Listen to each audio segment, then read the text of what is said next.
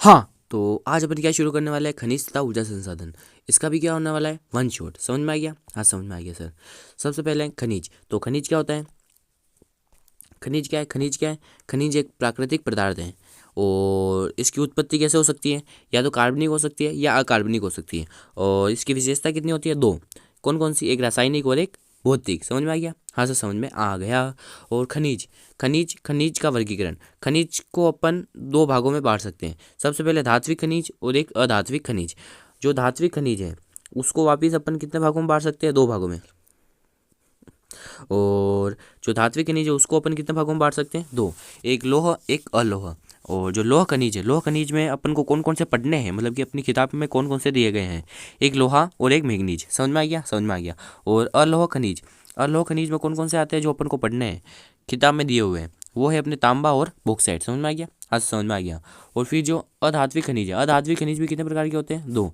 एक तो ईंधन, ईंधन खनिज, ईंधन अधात्विक खनिज, और एक अन्य। जो ईंधन अधात्विक खनिज है इसमें कौन कौन से आते हैं? कोयला, पेट्रोलियम, ये सब किस में आते हैं? इसमें आते हैं। और अन्य में कौन सा आता है? अभ्रक। समझ में आ गया? हाँ, समझ में आ गया। और अब अपन देखते हैं इसकी कुछ विशेषताएं। सबसे पहले कि ये क्या होता है, असमान रूप से वितरित होता है, सभी जगह समान रूप से वितरित नहीं होता है। और इसकी अगर गुणवत्ता गुणवत्ता अच्छी होगी तो मात्रा क्या होगी? कम होगी। और मात्रा मात्रा मात्रा ज़्यादा होगी तो गुणवत्ता क्या होगी? कम होगी। समझ में आ गया? हाँ, समझ में आ गया। और अब अपन देखते हैं खनिज पेटियाँ। तो भारत में कुल कितनी खनिज पेटियाँ पाई जाती है? 7। सबसे पहले इधर, ये कौन सी है? उत्तरी उत्तरी पूर्वी खनिज पेटी। ये कौन सी? उत्तरी पूर्वी खनिज पेटी। कौन सी? उत्तरी पूर्वी खनिज पेटी। कौन सी है? ये वाली। ये वाली कौन सी है? उत्तरी पूर्वी खनिज पेटी। और ये कौन सी है? मध्यवर्ती मध्यवर्ती खनिज पेटी। और ये है अपने दक्षिण दक्षिणी पेटी। दक्षिणी या दक्षिण पेटी के लो। समझ में आया? समझ में आ गया। ये कौन सी है? दक्षिण पश्चिम पेटी। और ये हो गया अपने पश्चिमी पेटी। ये हो गई अपने पश्चिमी पेटी। हाँ सर। और ये हो गई अपने हिमालय पेटी। और एक और कौन सी है? हिंद महासागरीय पेटी। समझ में आ गया। और अब अपन देखते हैं अयस्क। तो अयस्क क्या होता है? जिस जिस जिस या जिन कच्ची धातुओं के रूप में खनिज मिलते हैं उसे अपन क्या कहते हैं? अयस्क। जिन कच्ची धातुओं के रूप में खनिज मिलते हैं उसे अपन क्या कहते हैं? अयस्क। और जो खनिजों का वितरण है, खनिजों का वितरण जो भारत में क्या माना जाता है? कानपुर से मैंगलोर। कानपुर से मैंगलोर के मध्य एक काल्पनिक रेखा के मध्य सॉरी कानपुर से मैंगलोर के पूर्व में, कानपुर से मैंगलोर एक काल्पनिक रेखा के पूर्व में क्या माना जाता है? खनिज माने जाते हैं। कहाँ पर? भारत में। समझ में आ गया? समझ में आ गया। और अपने अब अपन पढ़ते हैं सबसे पहले लोहा। जो लोहा कितने प्रकार का होता है? 4 प्रकार का। Magnetite, magnetite, haematite, limonite, siderite.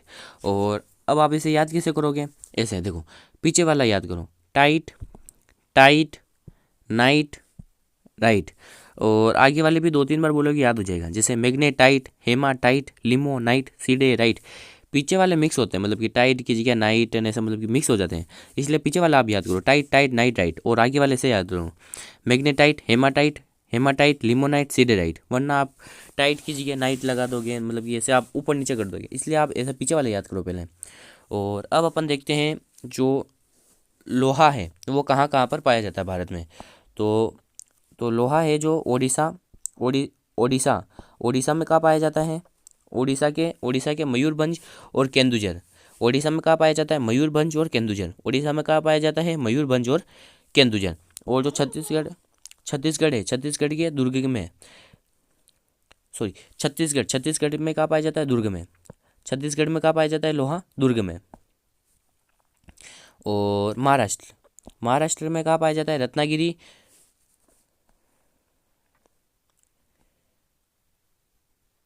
और महाराष्ट्र में कहाँ पाया जाता है? रत्नागिरी और चंद्रपुर। कहाँ पाया जाता है? रत्नागिरी और चंद्रपुर। और कर्नाटक में बल्लारी और तुमकुरू। कहाँ पाया जाता है? बल्लारी और तुमकुरू। बल्लारी, तुमकुरू और चिकमंगलुरु। बल्लारी, तुमकुरू, चिकमंगलुरु और कुद्रेमुख। कहाँ पाया जाता है, कुद्रे मुख। समझ में आया, हाँ से समझ में आ गया। अपने मैग्नीज, तो सबसे पहले अपन जान लेते हैं मैग्नीज की 2-3 बातें। सबसे पहले मैग्नीज क्या है, इस्पात बनाने में कार्य आता है। मतलब कि इस्पात बनाने में इसका उपयोग होता है, और लौह मिश्र धातु बनाने में भी इसका क्या होता है, उस उपयोग होता है। और ये कहाँ पाया जाता है, मध्य प्रदेश के बालाघाट। मध्य प्रदेश के कहाँ पर, बालाघाट में। और महाराष्ट्र के 2 जगह पर, नागपुर और भंडारा। कहाँ पर पाया जाता है, नागपुर और भंडारा। और अब अपन देखते हैं बॉक्साइड। क्या देखते हैं, बॉक्साइड। बॉक्साइड क्या है, एल्यूमिनियम का अयस्क है। ये इंपॉर्टेंट है, ये बहुत बार पूछा गया है। एल्यूमिनियम का अयस्क कौन सा है, तो एल्यूमिनियम का अयस्क कौन सा है, बॉक्साइड किसका अयस्क है, एल्यूमिनियम का। ऐसे घुमा फिरा कर क्या किया जाता है, ये क्वेश्चन पूछा जाता है। समझ में आ गया, हाँ समझ में आ गया। और इसका उपयोग किसमें होता है, बर्तन बनाने में इसका उपयोग होता है, और कई कई चीज़ों में इसका क्या होता है, उपयोग होता है। ये कहाँ पाया जाता है, ओडिशा के कोरापुट। और छत्तीसगढ़ के बिलासपुर। और मध्य प्रदेश की जो 2 जगह पर, कहाँ पर, अमरकंटक और कटनी। कहाँ पाया जाता है, अमरकंटक और कटनी। समझ में आया, हाँ समझ में आ गया। अब आता है अपने तांबा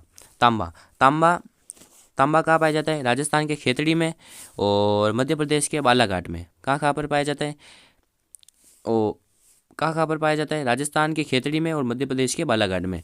और झारखंड के सियाभूम में। और कोयला कितने प्रकार का होता है, 4 प्रकार का, एंथ्रेसाइट, बिटुमिनस, लिग्नाइट, पीट। जो पीट होता है, ये क्या होता है, सबसे मतलब कि इसकी गुणवत्ता क्या होती है, सबसे कम होती है। और जो लिग्नाइट है, ये भूरे कलर का होता है, इसलिए इसको क्या कहते हैं, भूरा कोयला भी कहते हैं। समझ में आ गया। जो बिटुमिनस है, वो अपने यहाँ पे ज़्यादा पाया जाता है। और एंथ्रेसाइट क्या होता है, एंथ्रेसाइट सबसे मतलब कि हाई क्वालिटी, मतलब कि गुणवत्ता सबसे ज़्यादा होती है। और जो गोडवाड व टर्शरी निक्षेप में क्या पाया जाता है, कोयला पाया जाता है। ये हो गया, हाँ सर हो गया। अब कोयला कहाँ पर पाया जाता है, तमिलनाडु के नेवेली में। और आंध्र प्रदेश के सिंगरेनी में। और झारखंड की 2 जगह, एक जरिया और एक बोकारो।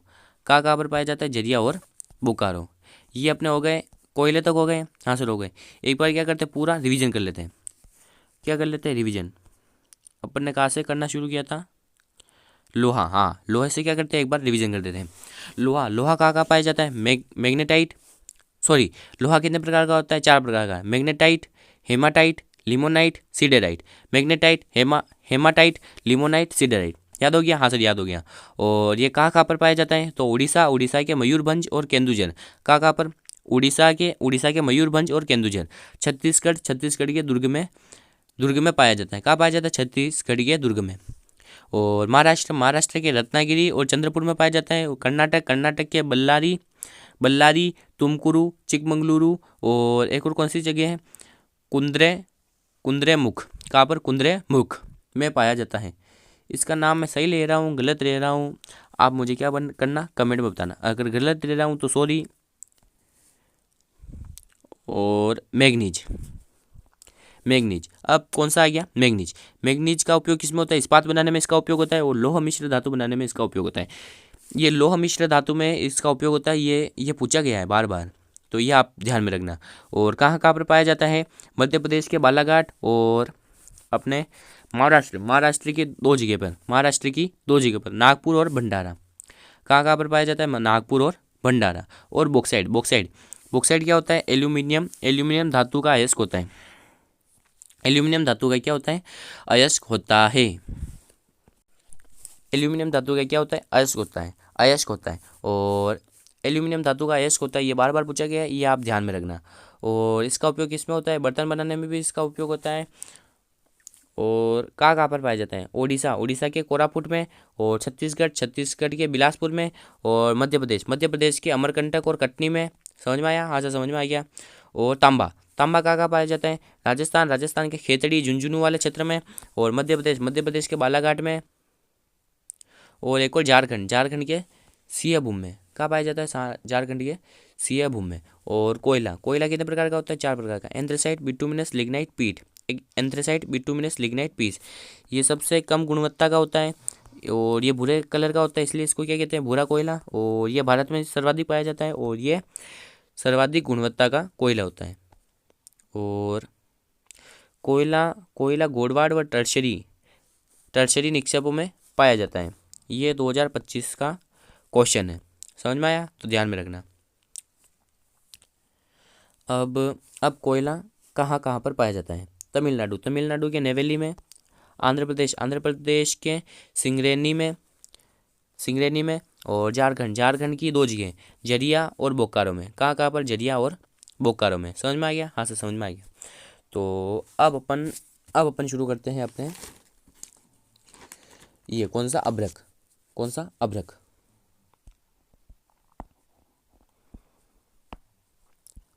सा खनिज? अभ्रक। तो सबसे पहले अभ्रक क्या है? अधात्विक खनिज है। क्या है? अधात्विक खनिज। समझ में आ गया। जो अभ्रक है, अभ्रक का एक नाम क्या है? माइका के नाम से भी ये आपसे पूछा जा सकता है। ये कौन सी चट्टानों में पाया जाता है? ये अपने पाया जाता है आग्नेय या कायांतरित चट्टानों में। ये क्या पाया जाता है? अभ्रक। क्या पाया जाता है? अभ्रक। समझ में आ गया। ये क्या होता है? पारदर्शी होता है। ये क्या होता है? पारदर्शक होता है, लचीला होता है। ये क्या होता है? पारदर्शी होता है, लचीला होता है और तापरोधी होता है। तापरोधी होता है और विद्युत रोधी भी होता है। ताप और विद्युत रोधी होता है। समझ में आ गया? हाँ से समझ में आ गया। और अब अपन देखते हैं कि यह कहाँ कहाँ पर पाया जाता है। तो यह पाया जाता है राजस्थान में। कहाँ कहाँ पर पाया जाता है? राजस्थान में कहाँ कहाँ पर पाया जाता है? ये आप क्या करो? कमेंट करो। समझ में आ गया। तो महाराष्ट्र में कहाँ पाया जाता है? रत्नागिरी। महाराष्ट्र में कहाँ पाया जाता है? रत्नागिरी। और जो आंध्र प्रदेश है, आंध्र प्रदेश में कहाँ पाया जाता है? नेल्लोर। ये इंपॉर्टेंट है, आंध्र प्रदेश के नेल्लोर में। समझ में आया? हाँ सर समझ में आ गया।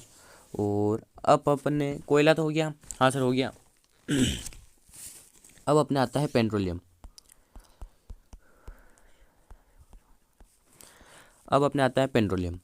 और पेट्रोलियम क्या होता है? इसे अपन क्या कहते हैं? पेट्रोलियम को क्या कहते हैं अपन? तरल सोना। पेट्रोलियम द्रव अवस्था में होता है, इसलिए अपन इसको क्या कहते हैं? तरल सोना। ये इंपॉर्टेंट है। तरल सोना किसे कहते हैं? पेट्रोलियम को। और पेट्रोलियम को क्या कहते हैं? तरल सोना। अब अपने आता है, तो ये हो गया, हाँ सर हो गया। और अब जो ये क्या पेट्रोलियम है, इसका उपयोग किसमें होता है? मोटर वाहन में होता है, सबको पता है। और इसका उपयोग उर्वरक बनाने में भी होता है। किसमें? उर्वरक बनाने में भी होता है। और इसका उपयोग कृत्रिम रेसे बनाने में भी होता है। कृत्रिम रेसे बनाने में भी होता है। इसका उपयोग दवाइयों में भी होता है और इसका उपयोग वेसलीन बनाने में भी होता है। कई सारी चीज़ों में इसका उपयोग होता है। और जो पेट्रोलियम है, पेट्रोलियम कौन सी चट्टानों में पाया जाता है? टर्शियरी युग की अवसादी चट्टानों में। किसमें? अवसादी चट्टानों में क्या मिलता है? पेट्रोलियम मिलता है। और भारत में कहाँ मिलता है? असम के डिगबोई में,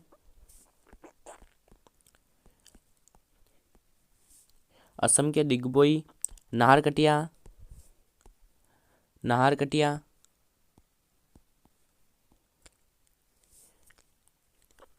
असम के डिगबोई, नाहरकटिया और एक और कौन सा है? मोरान। असम के डिगबोई, नाहरकटिया और मोरान में क्या मिलता है? पेट्रोलियम। और गुजरात, गुजरात में क्या मिलता है? गुजरात के अंकलेश्वर में, गुजरात के अंकलेश्वर और नवागांव, गुजरात के अंकलेश्वर और नवागांव में क्या मिलता है? पेट्रोलियम। और Mumbai high, Mumbai high important है। मुंबई, मुंबई हाई, मुंबई हाई में क्या मिलता है? पेट्रोलियम। समझ में आ गया? हाँ सर समझ में आ गया। और अब अपन देखते हैं प्राकृतिक गैस। कौन सी गैस? प्राकृतिक, प्राकृतिक गैस। प्राकृतिक गैस भी पेट्रोलियम के साथ ही मिलती है। समझ में आ गया? हाँ समझ में आ गया। और इसका उपयोग किसमें होता है? उर्वरक बनाने में, और तापगृहों में, और उद्योगों में, आदि आदि जगहों पर इसका क्या होता है? उपयोग होता है। और प्राकृतिक गैस, प्राकृतिक गैस कहाँ कहाँ पाई जाती है? तमिलनाडु के पूर्वी तट पर, उड़ीसा में और राजस्थान में क्या पाई जाती है? प्राकृतिक गैस।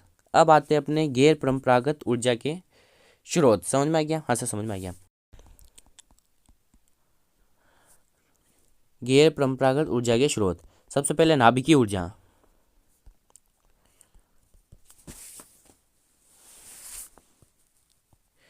नाभिकीय ऊर्जा, नाभिकीय ऊर्जा, नाभिकीय ऊर्जा किससे बनती है? यूरेनियम और थोरियम से। यूरेनियम और थोरियम से। किस किस से बनती है? यूरेनियम और थोरियम से। अब अपन जो परमाणु संयंत्र है, जो परमाणु संयंत्र है भारत में, वो अपन क्या कर लेते हैं? देख लेते हैं। क्या कर लेते हैं? देख लेते हैं। सबसे पहले, सबसे पहले तमिलनाडु, तमिलनाडु के कलपक्कम में,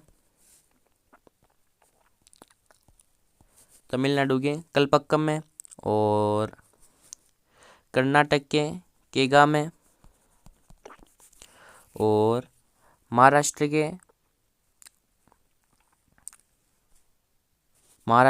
तारापुर में। महाराष्ट्र के कहाँ पर? तारापुर में। और गुजरात, गुजरात के काकरापाड़ा में। और राजस्थान, राजस्थान के रावतभाटा,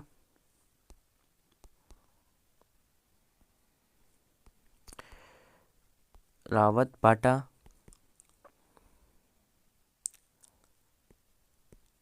रावतभाटा में। और उत्तर प्रदेश के नेल्लोर में, उत्तर प्रदेश के, सॉरी नेल्लोर नहीं, ने नर सॉरी नरोरा, सॉरी नरोरा, उत्तर प्रदेश के नरोरा में। समझ में आ गया?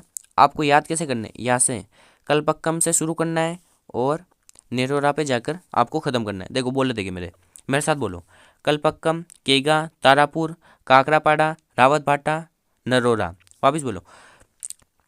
कलपक्कम, कलपक्कम, कलपक्कम, केगा, तारापुर, काकरापाड़ा, रावतभाटा, नरोरा। समझ में आ गया? समझ में आ गया। ऐसे आपको क्या करना है? याद करना है। काकरा सॉरी कलपक्कम, कलपक्कम से शुरू करना है और नरोर में जाकर क्या करना है? आपको ख़त्म करना है। मतलब कि याद करने की ट्रिक है। मतलब कि यहाँ से आपको बोलना शुरू करना है और वहाँ पर आपको नरोर में आपको क्या करना है? बोलना बंद करना है। समझ में आ गया? समझ में आ गया सर। अब अपने आते हैं सिंपल सिंपल सिंपल सिंपल क्या? अब अपरंपरागत सॉरी गैर परंपरागत सॉरी अपरंपरागत नहीं, गैर परंपरागत ऊर्जा के स्रोत। जैसे सौर ऊर्जा। सौर ऊर्जा क्या होती है? मतलब कि सूरज, सूरज के द्वारा क्या, मतलब कि सूरज सौर ऊर्जा मतलब कि सूरज की ऊर्जा द्वारा, सूरज की ऊर्जा द्वारा विद्युत ऊर्जा बनाना। समझ में आ गया? समझ में आ गया। और इसकी सर्वाधिक संभावना कहाँ है? राजस्थान और गुजरात में। समझ में आ गया। और पवन ऊर्जा, पवन ऊर्जा, पवन ऊर्जा मतलब पवन द्वारा ऊर्जा बनाना। हाँ सर। और प्रवाहित पवन से ऊर्जा प्राप्त करना क्या कहलाता है? पवन ऊर्जा। इसकी सर्वाधिक संभावना का है? राजस्थान, गुजरात।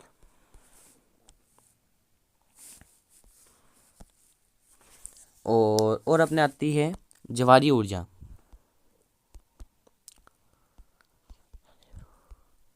ज्वारीय कह लो या आपके कह लो तरंग ऊर्जा, ज्वारीय या तरंग ऊर्जा, ज्वारीय या तरंग ऊर्जा। इसकी सर्वाधिक संभावनाएं कहाँ है? पश्चिमी तट पर। इसकी सर्वाधिक संभावनाएं कहाँ है? पश्चिमी तट पर। समझ में आ गया? हाँ सर समझ में आ गया। और भूतापीय ऊर्जा भूतापीय ऊर्जा, भूतापीय ऊर्जा, भूतापीय ऊर्जा। और एक और कौन सी है? जैव ऊर्जा। भूतापीय ऊर्जा का संयंत्र कहाँ है? मणिकरण, मणिकरण हिमाचल प्रदेश में। और जैव ऊर्जा का संयंत्र कहाँ है? जैव ऊर्जा का संयंत्र है अपने ओखला। जैव ऊर्जा का संयंत्र कहाँ है? ओखला, ओखला नई दिल्ली में, ओखला नई दिल्ली में। समझ में आया? हाँ सर समझ में आ गया। और अब अपने आता है एक सिंपल टॉपिक, खनिज संसाधनों का संरक्षण। खनिज संसाधनों का संरक्षण क्यों करना चाहिए? क्योंकि ये समाप्त हो रहे हैं, इनका अति दोहन हो रहा है। और और ये जो खनिज संसाधन होते हैं ये आर्थिक विकास के लिए इम्पोर्टेंट होते हैं। समझ में आ गया? हाँ समझ में आ गया। इसलिए इनका क्या करना चाहिए? संरक्षण करना चाहिए। तो यहाँ पर आपका चैप्टर क्या होता है? समाप्त होता है। Thank you.